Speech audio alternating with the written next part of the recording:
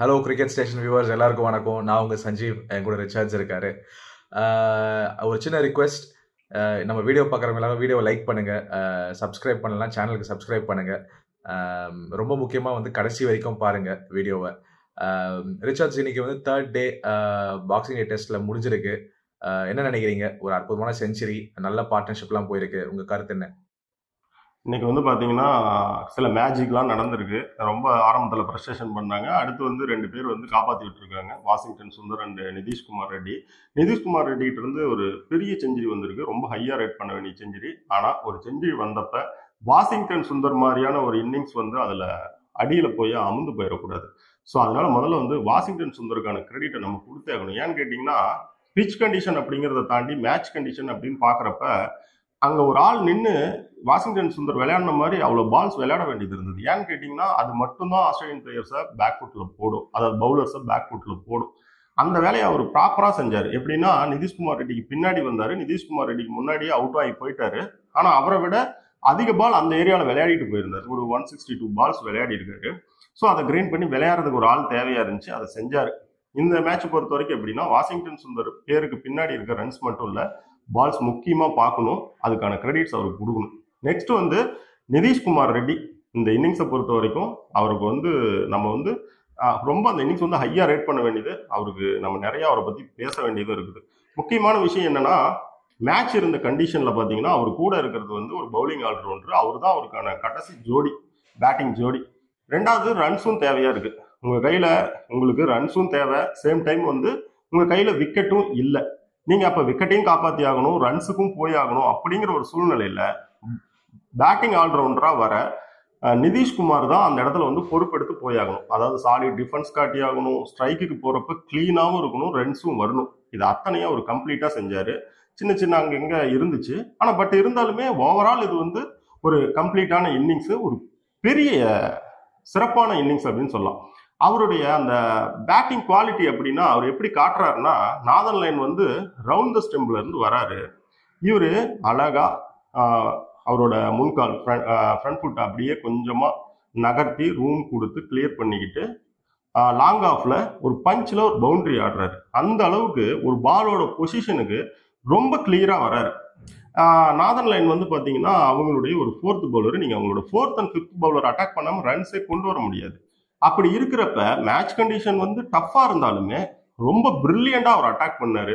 அந்த ஸ்ட்ரைட்டில் வந்து step out பண்ணி அடித்த அந்த 6 அவர்கிட்ட மறுபடியும் ஒரு பாலை வந்து டாஸாக எடுத்து எக்ஸ்ட்ரா கவர் மேலே ஆன ஒரு பவுண்டரின்னு சொல்லி லைன் வரப்ப அந்த இன்டென்ட் காட்டினார், அந்த ஸ்கோரை எடுத்தாகணும் அப்படிங்கிற அந்த பிரில்லியன்ஸியை ரொம்ப நல்லா காட்டினாரு. அதை கரெக்டாகவும் எக்ஸிக்யூட் பண்ணாரு. ஸோ ஒரு ப்ராப்பர் பேட்ஸ்மேனுக்கான எல்லாமே இருக்கு. இன்னைக்கு பொறுத்த வரைக்கும் நிதிஷ்குமார் ரெட்டி விளையாண்டது ஒரு செம்மையான இன்னிங்ஸ். அந்த இன்னிங்ஸ் வந்து இந்தியா டீமை மட்டும் ஓரளவுக்கு சேவ் பண்ணல. அந்த பக்கம் பார்த்தீங்கன்னா ரிஷப் பண்டையுமே சேவ் பண்ணியிருக்கு. ரிஷப் பண்டை பொறுத்த வரைக்கும் முன்ன சொன்ன மாதிரி தான், பிச் கண்டிஷன் அப்படிங்கிறத தாண்டி மேட்ச் கண்டிஷன்ல அந்த ஷாட்டுக்கான இடமே வந்து கிடையாது. நீங்க பேட் கமின்ஸை எடுத்துக்கிட்டீங்கன்னா அருமையாக ஒரு வேலை செஞ்சார். ஒரே கல்லில் 2 மாங்க அடிக்கிற வேலை. என்ன செஞ்சாருன்னா, டிஃபென்சிவா ஃபீல்டை வந்து ஸ்ப்ரெட் பண்ணிக்கிட்டாரு. ஸ்ப்ரெட் பண்ண ஃபீல்டர்ஸ் எங்க வச்சுட்டாருன்னா, 3rd மேன் லாங்கு, இந்த பக்கம் பைன் லெக் லாங்கு. எதுக்குன்னா இவர் ஏதாவது வந்து மாடர்ன் கிரிக்கெட் ஷாட்டுக்கு ஏதாவது போய் ஒரு ஸ்கூப் மாதிரி அது இது ஏதாவது ஒன்று பண்ணுவார் அப்படிங்கிறதுக்காக தான் வச்சது. அதை வச்சது நல்லா இவருக்கும் தெரியும். அந்த ஏரியாவில் மேலே ஃபீல்டர்ஸ் இருக்காங்கன்னு தெரிஞ்சுட்டா அப்படி ஒரு ஷாட்டுக்கு போறாரு, அவுட்டும் ஆகிறாரு. இதுல முக்கியமான விஷயம் என்னன்னு பார்த்தீங்கன்னா, நீங்க வந்து ஸ்டெப் அவுட் பண்ணி நேராவோ மிட் விக்கெட்லயோ அடிக்கிறப்ப பவர் ஜென்ரேட் பண்ண முடியும். அதே சேம் டைம் வந்து பாத்தீங்கன்னா இப்படி ஒரு ஷாட் விளையாடுறப்ப உங்களால எல்லா டைம்லயும் பவர் ஜென்ரேட் பண்ண முடியுமா, கரெக்டான டைமிங்ல பேட்ல மீட் ஆயிருமான்னு சொல்ல முடியாது. ரெண்டாவது, நீங்க கீழே விழுறதுக்கான காரணமே என்னன்னு கேட்டீங்கன்னா, அந்த ஷாட் விளையாடுறப்ப உங்களுடைய உடலுடைய அந்த நடுமையம் வந்து புவியீர்ப்பு விசையோட அந்த நடுமையத்துல இல்லாதனாலதான் அந்த ஸ்டெபிலிட்டி இல்லாம கீழே விழுறீங்க. அப்ப நீங்க இந்த பொசிஷன்ல இருக்கிறப்ப உங்களால பவர் ஜென்ரேட் பண்ணவே முடியாது. பவர் ஜென்ரேட் பண்ண முடியாதப்ப நீங்க எப்படி ஒரு ஃபீல்டரை கிளியர் பண்ணி மேல அடிப்பீங்க? ஸோ முடியாது. அப்படி இருக்கிறப்ப இது வந்து ஒரு தப்பான ஷாட். நம்ம இன்னொன்று என்ன சொல்றோம்னா, ரிஷப் பண்ட் அப்ரோச்சை மாற்றிக்க வேண்டிய அவசியமே கிடையாது. அப்ரோச் அப்படியே இருக்கணும், பட் வந்து அவரோட ஷார்ட் செலெக்ஷன் வந்து புத்திசாலித்தனமா இருக்கணும். இதே ஐபிஎல் சீரீஸ்ல இந்த முறை வந்து பாத்தீங்கன்னா வெலாசித்தல்னு டிராவிஸ் ஹெட் ஹைதராபாத்ல வச்சு, அதே பிச் வந்து பாத்தீங்கன்னா டோர்னமெண்டோட செகண்ட் ஹாஃப்ல ஸ்லோவாக ஆரம்பிச்சது. ஸ்லோ ஆகுது, விக்கெட் போகுதுன்னு தெரிஞ்சதும் அதுக்கு தகுந்த மாதிரி விளையாண்டு ஒரு 50 அடிச்சுட்டு போனார். அதுதான் ஒரு கரெக்டான அப்ரோச். நெக்ஸ்ட் வந்து பாத்தீங்கன்னா நாளைக்கு வந்து இந்தியா சீக்கிரம் ஆல் அவுட் ஆயிடுவாங்க. ஆஸ்திரேலியா வந்து எவ்வளவு ஸ்கோருக்கு போவாங்க, என்ன டார்கெட் கொடுப்பாங்க, இந்த மேட்ச்ல இந்தியாவுக்கு வந்து பாத்தீங்கன்னா வெற்றி தோல்வி டிரா இதுல என்னென்ன சான்ஸ் இருக்குன்னு நான் கடைசியா சொல்றேன். நீங்க இந்த மேட்சை பத்தி என்ன நினைக்கிறீங்க, இன்னைக்கு நாள் பத்தி என்ன நினைக்கிறீங்க?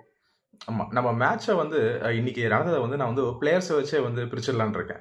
ஃபர்ஸ்ட் வந்து ரிஷப் பண்ட், நீங்க சொன்ன மாதிரி அவர் வந்து ஒரு அக்ரெசிவான பிளேயர். நம்ம ஒரு அப்ரோச்சை மாற்ற சொல்ல. கவாஸ்கர் கூட நீங்க நல்லா திட்டினார் அவரை வந்து, இந்த மாதிரி வந்து ரொம்ப ஸ்டூப்பிடான ஷாட் அதெல்லாம் திட்டினார். எனக்கு வந்து அவரோட அப்ரோச் மேல பிரச்சனை இல்லை, ஆனா வந்து அவர் ஆடின ஷாட் தான் பிரச்சனை. 2 பேரும் இருக்காங்கன்னு தெரிஞ்சோ வந்து அங்க ஆடணும்னு நினைக்கிறது வந்து தேவையில்லாத ஷாட். அவுட் ஆயிட்டாரு. அவர்கிட்ட இருந்தும் ஜடேஜா கிட்ட இருந்தும் நல்ல பார்ட்னர்ஷிப் எதிர்பார்த்தோம், அது கிடைக்கல. அதுக்கப்புறம் சுந்தர், அப்புறம் வந்து வாஷிங்டன் சுந்தர், அதுக்கப்புறம் நிதிஷ் ரெட்டி 2 பேருமே வந்து ரொம்ப பிரமாதமா விளையாடினாங்க. இன்ஃபேக்ட் உண்மையை சொல்லணும்னா நிதிஷ் ரெட்டி செஞ்சுரி அடிச்சிருக்காரு. நம்ம சுந்தர் வந்து ஒரு 50 தான் போட்டிருக்காரு. ஆனா நான் சுந்தரோட இன்னிங்ஸை தான் வந்து ஒரு படி மேல ரேட் பண்ணுவேன் ஹையா. ஏன்னா அவர் அவ்வளோ பிரமாதமான ஒரு அப்ளிகேஷன் வந்து இன்னைக்கு பண்ணாரு. சரிங்களா, பிச்சில் இருக்கணும்னு நினைச்சது 2-3 ஷாட்லாம் ஆடினார் அவர். இந்த லெக் சைட்ல போறதா பின்னாடி அடிச்சு அது ஃபர்ஸ்ட் ஸ்லிப்புக்கு எட்ஜ் வாங்கி போனது அதெல்லாம் ஓகே, அதெல்லாம் இருக்கும், வழக்கமா இருக்கும். ஆனா வந்து நிதிஷ் கூட வந்து பாத்தீங்கன்னா இன்னைக்கு வந்து தேவையில்லாம வந்து வெளியே போற பால் 2-3 அடிச்சு அதெல்லாம் கல்லிக்கு மேல, அதுக்கப்புறம் வந்து கல்லிக்கும் பாயிண்ட்டுக்கும் நடுவுல ஸ்லிப் நடுவுல எல்லாம் போச்சு. அதெல்லாம் ஓகே, எப்பவுமே இருக்கிறதா. ஆனா 2 பேரும் பியூர்லி ஆஸ் அ பேட்ஸ்மேனா இன்னைக்கு வந்து நல்ல அப்ளிகேஷன் ஷோ பண்ணாங்க, பிரமாதமா விளையாடினாங்க. ரொம்ப முக்கியமா நான் சொல்ல வந்த 2 பாயிண்ட் என்னன்னா, இன்னைக்கு வந்து அவர் 80s இருக்கும் போது சரி 2-3 கவர் டிரைவ்லாம் பேக் ஃபுட்ல போய் பஞ்ச் பண்ணாரு நிதிஷ் ரெட்டி. அப்படியே எனக்கு வந்து விவிஎஸ் லட்சுமி வந்து கண்ணு முன்னாடி வந்து போனாரு. ஏன்னா பொதுவா பாருங்க, நம்ம ஊர்ல இருக்க எல்லா பிச்சிலையும் நம்ம அது மாதிரி மேல ஓவர் பிச் பண்ணோம் அப்படின்னா, மேல போட்டோம்னா பால பேட்ஸ்மேனோட நார்மல் டெண்டன்சியா என்ன பண்ணுவாங்க, ஃப்ரண்ட் ஃபுட்டை வந்து அப்படி ஃப்ரண்ட்ல வச்சு அப்படி கவர் அதுதான் வந்து ரொம்ப நார்மலான விஷயம். ஆனா அந்த ஹைதராபாத்ல மட்டும் ஆந்திராலே பொதுவாகவே கொஞ்சம் பவுன்சி பிச்சஸ் இருக்கும். நீங்க ஸ்பின் போடும்போது கூட கிராக்ல போய் டக்குன்னு எகுறோம் பால்லாம். ஸோ பேட்ஸ்மேன் என்ன பண்ணுவாங்க, அவங்க பிளே பண்றதே ரொம்ப காஷியஸா பின்கால, அதாவது பேக் ஃபுட்டை முதல்ல பின்னாடி வச்சு பால் எங்க வருதுன்னு பார்த்துட்டு அதுக்கப்புறம் அந்த ஆஃப் ஸ்பின்னரை வந்து கவர் டிரைவ் பண்ணுவாங்க. அது வந்து லோக்கலாவே அப்படி விளையாடி ஒரு மைண்ட் செட் ஆயிருக்கணும். இன்னைக்கு நிதிஷ் ரெட்டி பண்ணது அப்படியே லக்ஷ்மண் பண்ற மாதிரி இருந்தது. முதல்ல பேக் ஃபுட், அதாவது ஃப்ரண்ட் ஃபுட்டை வைக்காம முதல்ல பேக் ஃபுட்டை வச்சு ஒரு ஸ்டேபிளான பொசிஷனுக்கு வந்துட்டு அதுக்கப்புறம் பஞ்ச் பண்ணாரு கவர் டிரைவ்ல. அற்புதமான ஷாட். எனக்கு அப்படியே லக்ஷ்மண் தான் கண்ணு வந்துட்டு போனாரு. அது ஆஸ்திரேலியா கண்டிஷனுக்கு அதுதானே தேவையே. எக்ஸாக்ட்லி, நீங்க பேக் ஃபுட்ல தான் போய் ஆடணும். அது ரொம்ப பிரமாதமா விளையாடினாங்க, அதுல எந்த ஒரு மாற்று கருத்தும் இல்லை. ஸோ 3வது ஒரு முக்கியமான பாயிண்ட் என்ன சொல்லணும்னு நினைச்சேன்னா, காலையில வந்து ஜடேஜா அவுட் ஆனதும் சரி, அதுக்கப்புறம் சுந்தர் அவுட் ஆனதும் சரி, எல்லாமே வந்து நேதன் லயன் தான். நம்ம ரொம்ப நாளா சொல்லிட்டு இருக்கோம், மேட்ச் ஆரம்பிக்கிறதுக்கு முன்னாடில இருந்து நம்ம ப்ரிவியூ வீடியோல இருந்து சொல்லிட்டு இருக்கோம், பிச்சில் வந்து இது வந்து எல்லாம் பேட்டிங் சாதகமாக தான் இருக்கும். ஆனா 3வது நாள் கடைசியில 4வது நாள் 5வது நாள்ல நல்லா ஸ்பின் எடுக்கணும். ஸோ நேதன் லயன் அவர் பார்த்தீங்கன்னா கரெக்டா அவருக்கு ஸ்பின் எல்லாம் எடுக்க ஆரம்பிச்சிருக்கு. ஸோ அவர் வந்து ஒரு முக்கியமான ஃபேக்டர் விளையாடுவார். இன்னைக்கு வந்து முக்கியமான பார்ட்னர்ஷிப் காலையில வந்து உடைச்சதும் அவர் தான். அதுக்கப்புறம் நிதிஷ் ரெட்டி சுந்தர் பார்ட்னர்ஷிப் உடைச்சதும் அவர் தான். அவரும் எனக்கு ஆக்சுவலி வந்து ஆஸ்திரேலியன் போலர்ஸ்ல இன்னைக்கு அவர் ஒரு ஸ்டாண்ட் அவுட்டாவே இருந்திருக்காரு. இதுதான் என்னோட சம்மரி ஆஃப் டுடேஸ் பிளே. நீங்க சொல்லுங்க, நீங்க என்ன நினைக்கிறீங்க, அடுத்த மேட்ச் எப்படி போகும் சொல்லுங்க. இப்ப ஆஸ்திரேலியாவை பொறுத்த வரைக்கும் எடுத்துக்கிட்டீங்கனாலே, மலைக்கு பின்னாடி அவங்க வந்த வாட்டி பாத்தீங்கன்னா ஸ்டெம்புக்கு வந்து அட்டாக் பண்றதெல்லாம் நிறுத்திட்டு அவங்க டக்குன்னு ஸ்டெம்ப் லைன்ல இருந்து வெளியே வந்துட்டாங்க. டே இதுக்கு மேல உங்களுக்கு ரன்ஸ் எல்லாம் தர முடியாதுரா அப்படிங்கிற மாதிரி. அதாவது விக்கெட் டேக்கிங்காக போய் பார்த்தாங்க, முடியல. இவங்களாம் ரொம்ப நல்ல நிலைமைக்கு ஒரு மாதிரி வந்துட்டு இருக்காங்கன்னு சொல்லிட்டு உடனே பிளானை மாத்தினதால தான் மலைக்கு முன்னாடி பாருங்க நமக்கு ரன் ரேட் கொஞ்சம் கம்மியா இருக்கும். நம்ம அந்த ஒரு பழைய இதுல போய் ரன் எடுக்க முடியல. ஆஸ்திரேலியா எப்பயும் அந்த மாதிரி டக்குன்னு சுதாரிக்கக்கூடிய ஒரு டீம். நாளைக்கு பொறுத்த வரைக்கும் பாத்தீங்கன்னா இந்தியா வந்து ஆல் அவுட் ஆகிறது வந்து சீக்கிரமாவே அது நடந்துரும். ஆஸ்திரேலியா வந்து எப்படின்னா கான்ஸ்டாஸை முன்ன மாதிரியே தான் அனுப்புவாங்க. நீ போப்பா, நீ அக்ரஸிவாவே விளையாடு, மேட்ச் வந்து உங்ககிட்ட இருந்து ஒரு நல்ல ஒரு பிளாட்ஃபார்ம் கிடைச்சதுன்னா அங்கிருந்து ஈஸியா போயிட்டு இன்னும் ஒரு பெரிய டார்கெட் வச்சு தோக்காத இடத்துக்கு வந்துட்டு இந்தியாவை வந்து நாளைக்கு 4வது நாளோட ஒரு 10 ஓவர் விளையாட வச்சு பார்த்துடலாம் அப்படிங்கிற மாதிரி நினைப்பாங்க. அதுல எங்கேயாவது அவங்களுக்கு அடி விழுது, ஒன்றும் பண்ண முடியல அப்படிங்கிற மாதிரி வந்துச்சுன்னா முதல்ல அவங்க என்ன செய்வாங்கன்னா இந்த மேட்சை நம்ம தோக்க மாட்டோம் அப்படிங்கிற இடத்துக்கு ஃபர்ஸ்ட் போக தான் ட்ரை பண்ணுவாங்க. ஸோ அப்போ வந்து பார்த்தீங்கன்னா நாளைக்கு ஃபர்ஸ்ட் உள்ள வந்துட்டு ஒரு 1/2 ஹவரோ இல்லை ஒரு 10 ஓவரோ விளையாடி கூட இந்தியாவை விளையாட வைக்கலாம். இந்த 2 விஷயம் தான் இருக்கு. அவங்களுடைய கான்ஸ்டாஸோட மூவ் பொறுத்து அவங்களது எல்லாமே அமையும். இன்னொன்று என்னன்னு பார்த்தீங்கன்னா அவங்க கையில் ஒரு 100 ரன் இருக்கு. இப்போ ஒரு குத்து மதிப்பா 116 ரன். அது வந்து ஒரு செஷனுக்கான ரன். இப்போ ஒரு செஷன் வந்து அவங்க லீடிங்ல இருக்கிறாங்கன்னு நம்ம வச்சுக்கலாம், அதை மீன் பண்ணிக்கலாம். இது இப்போதைக்கு அவங்களுக்கு அந்த ரன் தான் வந்து ஒரு அட்வான்டேஜ். இந்தியாவுக்கு வந்து பார்த்தீங்கன்னா நல்லா விளையாண்டாங்கன்னா இந்தியா 100 ஓவர் விளையாட வேண்டியது, அதாவது ஆஸ்திரேலியா நல்லா விளையாண்டா இந்தியா 100 ஓவர் விளையாட வேண்டியதாக இருக்கும். இந்தியாவோட பவுலிங் நல்லா இருந்து அவங்க ஏதாவது உள்ள போய் ஒரு மாதிரி ஷெல்லில் சிக்கினாங்கன்னா அந்த மாதிரி நம்ம ஒரு 80 ஓவர் விளையாட வேண்டிய ஒரு இடத்துக்கும் நம்ம வரலாம். நெக்ஸ்ட் ஒன்று பார்த்தீங்கன்னா இந்த மேட்சை பொறுத்த வரைக்கும் வெற்றி தோல்வி டிரா இந்த 3க்குமே 2 டீமுக்குமே சான்சஸ் இருக்கு. ஆஸ்திரேலியாவை நீங்க ஒரு 150ல சுருட்டுவீங்கன்னா உங்களுக்கு ஜெயிக்கிறதுக்கும் சான்ஸ் இருக்கு. ஆஸ்திரேலியா கூட்டம் நல்ல ஒரு பவுலிங் போட்டு உங்களை தள்ளுவீங்க, ஒரு 80 ஓவர் தான் விளையாடுவீங்கன்னா டிராவுக்கு போகலாம். நெக்ஸ்ட் இன்னொன்று பார்த்தீங்கன்னா சரியா போகல, அவங்க நல்லா விளையாண்டு வந்துட்டாங்க, என்னை வந்து நாளைக்கே உங்களை ஒரு 10 ஓவர் விளையாட வச்சுட்டாங்கன்னா தோக்கிறதுக்கும் சான்ஸ் இருக்கு. இது அப்படியே தான் ஆஸ்திரேலியாவுக்கும் இருக்கு. ஸோ ஒரு டெஸ்ட் மேட்ச் நம்ம கண்ணுக்கு தெரிஞ்சு இப்போ வந்து 5வது நாளுக்கு போறதுக்கான சான்ஸ்ல இருக்குது அப்படிங்கிறது வந்து ரொம்ப நல்ல விஷயம். ஒரு மேட்ச்ல எல்லாத்துக்குமே சான்ஸ் இருக்கு. அந்த டெஸ்ட் மேட்ச் 5வது நாளும் போகும் அப்படிங்கிறத விட டெஸ்ட் கிரிக்கெட் ரசிகர்களுக்கு வேற என்ன நல்ல ஒரு சந்தோஷமான விஷயம் இருந்துட முடியாது.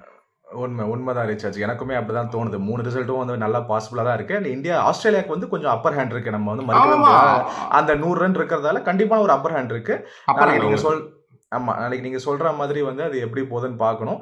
பும்ரா வந்து ஃபர்ஸ்ட் மேட்ச்ல போட்ட மாதிரியோ இல்ல போன மேட்ச் வந்து நம்ம அந்த 89க்கு இத்தனை விக்கெட்லாம் வந்தது பாத்தீங்களா திடீர்னு, அந்த மாதிரி ஏதாவது ஆனாலும் இந்தியாவுக்கு ஒரு நல்ல பிரைட் வாய்ப்பு. மற்றபடி ஆஸ்திரேலியா என்ன பொறுத்த வரைக்கும் சின்ன அப்பர் ஹேண்ட்ல தான் இருக்காங்க.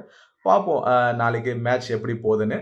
ஸோ வியூவர்ஸ், நாளைக்கு அனாலிசிஸோட நாங்கள் திரும்ப வரோம். இப்போதைக்கு thank you from Sanjeev, thank you Richards உங்க அனாலிசிஸ்க்கு.